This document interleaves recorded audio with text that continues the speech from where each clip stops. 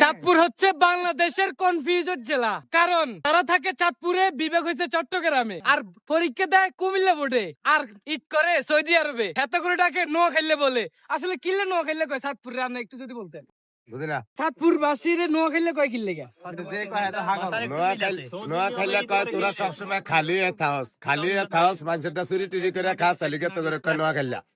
তো আপনারা থাকেন চাঁদপুরে, বিবেক আপনার চট্টগ্রামে, আবার পরীক্ষা দেন কুমিল্লা বোর্ডে, আবার ঈদ করেন সৌদি আরবে।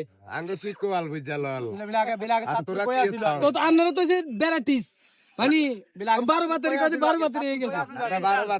12 বাতের দ্বারা ইত্যা আয়া খালি গাও গেছস আবার নেওনে লেগে অর্ধেক সিনিয়া বিভাগ। তাহলে আপনি কি সবগুলোর একসাথে আনতে আশা কর কাউয়া ভাগলে খাই সাউয়া এই দশ হইব তো গো 3 সালে কাউয়া? ওই যে আশা করে কাউয়া যে ভাগলে করে সাউয়া এই দশ হইব, মানে বুঝিস না বাংলাটা।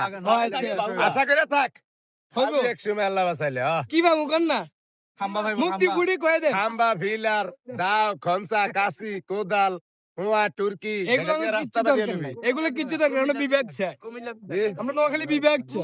ডিস্ট্রিক্টে বিচারই নাই।